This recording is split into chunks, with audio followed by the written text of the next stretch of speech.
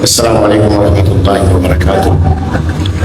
الحمد للہ رب العالمین والعاقبۃ للمتقین والصلاۃ والسلام علی المبعوث رحمۃ للعالمین نبینا محمد وعلی آلہ وصحبہ اجمعین ومن تبعهم بإحسان الی یوم الدین، اما بعد۔ معزز علماء کرام، طلاب علوم شرعیہ، سامعین و سامعات، ہم اپنے آئے ہوئے مہمانوں کا دل کی اتھاہ گہرائیوں سے شکریہ ادا کرتے ہیں، اللہ کے شکر کے بعد کہ آپ نے اپنی تمام تر مصروفیات کے باوجود اور عید کے ایام میں آپ نے نیپال کے پڑریا گاؤں کے لوگوں کے لیے اور علاقے کے لوگوں کے لیے وقت نکالا، جس میں آپ کو اپنے گھر ہونا چاہیے تھا، اپنے اہل و عیال کے درمیان ہونا چاہیے تھا اور خوشی ان کے ساتھ آپ شیئر کرتے۔ آپ اس سے بڑی خوشی کو چنا ہے۔ اللہ تعالیٰ آپ کے اس حاضری کو قبول فرمائے اور آپ کے نامہ اعمال میں اللہ تعالیٰ اس کا اندراج فرمائے۔ میں کوئی خطبہ نہیں پیش کرنے والا ہوں، مختصر سی ایک بات کہہ کر کے، اور اس کے بعد کا جو پروگرام ہے وہ 1 منٹ کا کلمہ تشکر ہے اور پھر مہمانوں کی تکریم کرنی ہے۔ آخری پل تک آپ بیٹھ کر کے یہ ثابت کیجئے گا کہ آپ جلسے کو سننے آئے تھے، دیکھنے نہیں آئے تھے۔ میں کھلے دل سے اور پوری امانت داری کے ساتھ اور ذمہ داری کے ساتھ یہ بات کہہ سکتا ہوں کہ اب تک کے جتنے جلسے میں نے شیئر کیے ہیں، جتنے جلسوں میں میری حاضری ہوئی ہے، یہ اپنی نوعیت کا منفرد جلسہ ہے کہ جس میں علماء کرام اور طلباء کی تعداد عام سامعین سے زیادہ رہی ہے، اور عام جلسوں میں تو وہ آخر تک جاتے جاتے 12 بجے کے بعد اسٹیج خالی ہو جاتا ہے، کرسیاں بھی خالی ہو جاتی ہیں۔ اس جلسے کی خصوصیات اور امتیازات میں سے ایک بڑا امتیاز یہ ہے کہ علماء کرام اور طلباء اب تک اپنے اساتذہ کرام کو سننے کے لیے بیٹھے رہے۔ اللہ آپ سب کے حاضری کو قبول فرما لے۔ علماء کرام نے مختلف موضوعات پر کتاب و سنت کی روشنی میں گفتگو کی ہے۔ آپ نے کتنا سیکھا ہے اور کتنی باتیں آپ کے ذہن میں بیٹھی ہیں، میں اس بات کی ضمانت تو نہیں دے سکتا، امید رکھ سکتا ہوں کہ جو باتیں آپ نے سنی ہیں وہ آپ کے دل میں گھر کر گئی ہوں گی، مگر اس بات کی ضمانت تو دی جا سکتی ہے کہ آپ کا یہاں بیٹھنا اللہ کے گھر کے اندر فائدے سے خالی نہیں ہے۔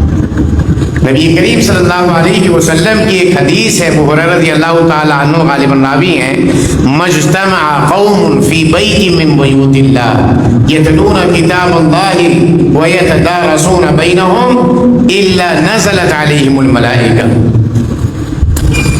الا حفتہم الملائکہ ونزلت علیہم السکینہ،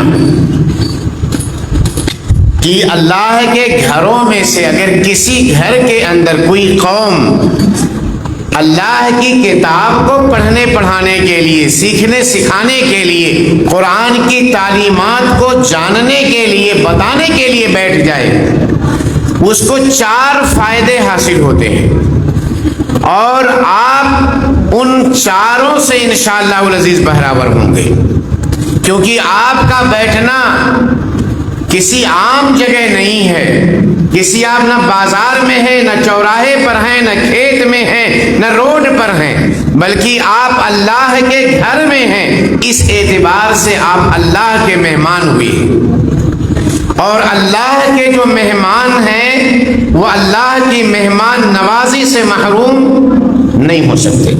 تو میں یہ کہہ سکتا ہوں کہ نزولا من غفور الرحیم، اللہ رب العالمین غفور الرحیم کی طرف سے مہمان نوازی کے آپ انشاءاللہ دنیا میں بھی حقدار بنے ہیں اور آخرت میں بھی آپ حقدار بنیں گے۔ تو 4 فائدے اللہ کے رسول نے کہا کہ اگر اللہ کے گھر کے اندر قرآن کی باتیں ہوں، قرآن پڑھ کر کے سنایا جائے، قرآن کی تعلیمات عام کی جائیں، تو 4 فائدے آپ کو مل جائیں گے۔ تو آپ اللہ کے گھر میں ہیں، وہ حدیث بھی آپ پہ ثابت آتی ہے، اور یہ سب سے بہترین سرزمین ہے اللہ کے گھر۔ احب البلاد الی اللہ مساجدها، سب سے محبوب ترین جگہ اگر کوئی اللہ کے نزدیک ہے تو مساجد ہیں، آپ وہاں بیٹھے ہوئے ہیں۔ اور اہل حدیث، جمعیت اہل حدیث یا جماعت اہل حدیث کی امتیازات میں سے ایک امتیاز یہ ہے کہ کتاب و سنت کی باتیں آپ کے سامنے پیش کی جاتی ہیں، لنترانی نہیں سنا جاتا، ادھر ادھر کی باتیں نہیں کہی جاتی ہیں، کتاب و سنت کی روشنی میں ساری باتیں آپ نے سماعت فرمایا۔ ابتدا سے لے کر کے قرآن کی تلاوت سے محفل کی ابتدا، شروعات اور آغاز ہوا، اور اختتام بھی اللہ تعالیٰ کی کتاب و سنت کی روشنی ہی میں باتیں کہی گئی۔ ہر خطاب میں آپ نے یہ چیز دیکھا ہوگا، ادھر ادھر کی باتیں نہیں سن گئی، تو دین کی باتیں آپ کے سامنے کی گئیں۔ تو اس اعتبار سے وہ حدیث سارے مکمل طور پر آپ پہ فٹ آتی ہے کہ ایسی مجلسوں پر جو اللہ کے گھر میں قرآن کو سیکھنے سکھانے کے لیے بیٹھ جائیں، پڑھنے پڑھانے کے لیے اللہ کے گھر میں بیٹھ جائیں، تو اللہ تعالیٰ کے رحمت کے فرشتے انہیں ڈھانپ لیتے ہیں۔ تو یہ اس شعور کے ساتھ آپ بیٹھے رہیں آخری وقت تک کہ اللہ تعالیٰ کے رحمت کے فرشتے آپ پر اپنا پر پھیلائے ہوئے ہیں۔ اور ایسی مجلسوں پر دوسرا فائدہ جو اللہ کی جانب سے آتا ہے وہ یہ ہے کہ ایسی مجلسوں پر سکونت طاری ہو جاتی ہے، دلوں کو سکون مل جاتا ہے۔ یقین مانیں، ہر کوئی آپ میں سے، ہم میں سے اپنے آپ سے اگر یہ سوال کر لے کہ کیا ہم یہاں بیٹھ کر کے خسارے کا سودا کیے ہیں؟ کیا ہم اتنے دیر اللہ کے گھر میں بیٹھ کر کے ہم نے کوئی نقصان کا کام کیا ہے؟ سارے لوگوں کے زبان پر ایک ہی بات ہوگی کہ ہم نے کوئی خسارے کا سودا نہیں کیا ہے، کوئی خسارے کا سودا نہیں کیا ہے۔ آپ 9 بجے عشاء کے بعد سے لے کر کے اور 1:15 ہو رہے ہیں، اتنے دیر تک آپ یہاں بیٹھے رہے، 4.25 گھنٹے ہو گئے۔ 4.25 گھنٹے میں اللہ کے فضل و کرم میں سے، اللہ کے فضل و کرم سے آپ میں سے کسی نے بھی غیبت نہیں کی ہوگی، کسی کی چغلی نہیں کی ہوگی، کسی کی برائی نہیں کی ہوگی، کسی کے تئیں آپ نے اپنے دل کے اندر کینہ پال کے نہیں رکھا ہوگا، اس لیے کہ اس کے لیے آپ کو موقع ہی نہیں دیا گیا، آپ کو کتاب و سنت سے جوڑ کر کے رکھا گیا۔ تو فائدے ہی فائدے میں نہیں ہوں گے تو دل کو قرار کیسے نہیں حاصل ہوگا، جس کا اعلان رب نے کیا، الا بذکر اللہ تطمئن القلوب، اور یہ اللہ کا ذکر نہیں ہے، اللہ کے ذکر سے تو دلوں کو قرار مل جاتا ہے، دلوں کو سکون مل جاتا ہے۔ وہ سکون اللہ تبارک و تعالیٰ نے اس مجلس میں بیٹھنے کی وجہ سے آپ کو عطا فرما دیا ہے، سکونت طاری ہو جاتی ہے ایسی مجلسوں پر۔ اور ایک سب سے بڑا جو انعام ہے وہ جانتے ہیں کیا ہے؟ آپ میں سے یہاں بیٹھے ہوئے شیخ حفیظ الرحمان، ڈاکٹر حفیظ الرحمان حفظہ اللہ نے اپنے خطابت کے درمیان ایک بات کہی تھی کہ آپ کی تنخواہیں کتنی ہوتی ہیں؟ 14 سال پڑھنے کے بعد، اور 14 سال کے پہلے والا جو طفلان والا سال ہے 3-4 سال چھوٹی سی بوری پر گزارنے کے بعد، وہ بھی صحیح ڈھنگ کی بوری بھی نہیں ہوتی ہے، پھٹی بوری پر گزارنے کے بعد قوم آپ کو اس کا صلہ دیتی ہے؟ نہیں، مگر 10,000 8,000 کی تنخواہ میں جو آپ کو سکون ملتا ہے، اللہ تعالیٰ جو آپ کو برکت عطا فرماتا ہے، آپ جائیے پوچھئے بڑے بڑے ڈاکٹروں سے کتنے بچے ہیں؟ 2 ہی ہیں مولوی صاحب۔ کاہے نہیں؟ کاہے 2 ہی ہیں؟ ارے بڑے خرچ ہے نا، کہاں سارے لوگوں کی تربیت، ان کی تعلیم پر ہم خرچ کر پائیں گے؟ مولوی صاحب سے چلے جائیے پوچھ لیجئے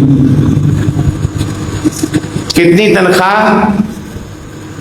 ابھی صاحب 8,000 4,000 5,000 بھارتی، نیپالی 10,000 9,000 12,000، کتنے بچے؟ 8 بچے ہیں ماشاءاللہ، گزر بسر الحمدللہ، ٹھیک سے بیٹا، اللہ کی قسم الحمدللہ ضرور ان کی زبان پہ ہوگا، تنخواہ تھوڑی ہی صحیح لیکن دل کو قرار حاصل ہے۔ اب میں ایسے لوگوں کے بارے میں علماء کرام کی مجلس سے بیٹھے ہوئی ہیں، اب آپ میں سے 10,000 جس کی تنخواہ ہو، سماج اسے پوچھے گی کیا؟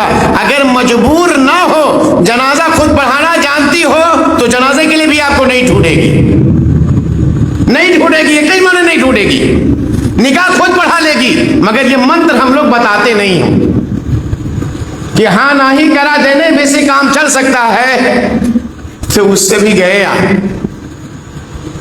نہیں پوچھیں گے۔ مگر آپ کے نام کا اگر تذکرہ اہل دنیا کے درمیان بھی کوئی پریسیڈنٹ کر دے، آپ کے ملک کا پردھان منتری اپنے کسی چناوی منچ پر یا کسی پارلیمنٹ کے اندر آپ کے نام کا ذکر کرے کہ پڑھریا کا فلاں شخص، اسے میں جانتا ہوں اور میرا یہ پیغام اسے پہنچائیے گا، اور یہ بات اس کی ٹیلی ویژن پر ٹیلی کاسٹ ہو جائے، نشر ہو جائے، اور آپ کو یہ بات بتائی جائے کہ آپ کے نام کا تذکرہ آپ کے ملک کا پریزیڈنٹ اور پرائم منسٹر کر رہا تھا، آپ کی خوشی کا کیا عالم ہوگا؟ آپ پھولے نہیں سمائیں گے۔ اور اگر ملک الملوک، شاہان شاہ، بادشاہوں کا بادشاہ، زمین و آسمان کا خالق، مالک ارض و سما، ایسے ویسے لوگوں کی مجلس میں نہیں، دل کے بیمار لوگوں کی مجلس میں نہیں، بددین لوگوں کی مجلس میں نہیں، دنیا داروں کی مجلس میں نہیں، بلکہ اپنے مقرب فرشتوں کے درمیان، وَذَكَرَهُمُ اللَّهُ فِي مَنْ عِنْدَهُ، اپنے آس پاس بیٹھنے والے، اپنے پاس رہنے والے فرشتوں کے درمیان اگر آپ کے نام کا تذکرہ رب کرے، خالق کائنات کرے، مالک ارض و سما کرے، یہ کہ میرا فلاں بندہ، میری فلاں بندی فلاں گاؤں کی مسجد میں دین کی بات سن رہی تھی، نام کے ساتھ فرشتوں کے درمیان عرش پر تذکرہ کرے، بولو اس سے بڑی بھی فضیلت ہو سکتی ہے؟ اس سے بڑا کہیں مقام مل سکتا ہے؟ نہیں مل سکتا۔ اور یہ چاروں فائدے اللہ نے آپ کو اس مجلس میں عطا فرما دیے۔ اللہ تعالیٰ سے دعا ہے کہ اللہ تعالیٰ تو ہماری بیٹھک کو، ہماری حاضری کو، ہماری باتوں کے سننے کو قبول فرما لے۔ جتنا وقت اللہ ہم نے تیرے دین کو سیکھنے کے لیے دیا ہے، اللہ اس وقت کو ہمارے لیے غنیمت بنا دے، ہمارے گناہوں کے بخشش کا اللہ اسے سامان کر دے، جنت الفردوس میں جانے کا اللہ اسے سبب بنا دے۔ اللہ یہاں جتنے بندے آئے ہوئے ہیں، اللہ یہاں جتنے تیرے بندے اور بندیاں آئی ہیں، تیرے دین کی بات سننے کے لیے آئی ہیں یا کسی اور بھی مقصد سے آئی ہوں، اللہ تعالیٰ اس مجلس میں تو بیٹھنے والا کوئی بدبخت ہوتا ہی نہیں تیرے فرمان کے مطابق، اللہ ہم سب کو سعادت مند لوگوں میں سے بنا دے۔ اللہ تعالیٰ ہم تیرے اس گھر کو نہ چھوڑیں، مگر ہمارے دلوں سے قدورتیں، نفرتیں تو مٹا دے اس سے پہلے کہ ہم تیرے گھر سے باہر جائیں۔ اللہ ہمارے دلوں میں تو اپنے دین کی، اپنے رسول کی سچی محبت جاگزی کر دے۔ اللہ ہمارا لگاؤ اپنی کتاب سے کر دے۔ اللہ ہم تیری کتاب کی تلاوت کرنے والے بن جائیں، تیرے کتاب کو سمجھنے والے بن جائیں، تیرے کتاب پر عمل کرنے والے بن جائیں۔ اے اللہ رب العالمین، جو باتیں ہمارے سامنے کہی گئی ہیں اس پر ہم سب کو سننے سے زیادہ عمل کرنے کی توفیق عطا فرما دے۔ ہمارے مہمان نے جو وقت نکالے اللہ تعالیٰ ان سب کی کاوشوں کو تو شرف قبول عطا فرما دے۔ اے اللہ رب العالمین، ہمیں جو بیمار ہیں انہیں شفایابی عطا فرما، جو پریشان حال ہیں ان کی پریشانیوں کو دور فرما دے۔ اے اللہ رب العالمین، ہم میں جو کسی طرح کی آزمائش سے دو چار ہیں اللہ ان کی ساری آزمائشوں کو دور کر دے۔ اے اللہ رب العالمین، ہم میں جن کے والدین دنیا چھوڑ کے چلے گئے اللہ ان کی قبروں کو نور سے بھر دے، انہیں عذاب قبر سے محفوظ کر دے، جنت الفردوس کی کھڑکیاں اللہ ان کے لیے کھول دے۔ اللہ ہم میں جن کے والدین باحیات ہیں اے اللہ ان کو اب توحید پہ قائم و دائم رکھتے ہوئے صحت و تندرستی عطا کرتے ہوئے اے اللہ ان کی عمر میں برکت عطا فرما دے۔ اللہ ان کا سایہ عاطفت ہم پہ دراز فرما دے۔ اللہ جنت تو نے ان کے قدموں میں رکھی ہے، اللہ تو نے ان کی رضا کو اپنی رضا بنایا ہے، ان کی ناراضگی کو اپنی ناراضگی بنایا ہے، اللہ تو نے انہیں جنت کا گیٹ بنایا ہے۔ اے اللہ اس گیٹ کو کھولنے کی ہمیں توفیق عطا فرما دے. اے اللہ ان کی خدمت کی ہمیں توفیق عطا فرما دے. اقول قولی ھذا استغفر اللہ لی ولکم ولسائر المسلمین فاستغفروه انه هو الغفور الرحیم. سبحان ربک رب العزة عما یصفون وسلام علی المرسلین والحمد للہ رب العالمین. والسلام علیکم ورحمۃ اللہ وبرکاتہ.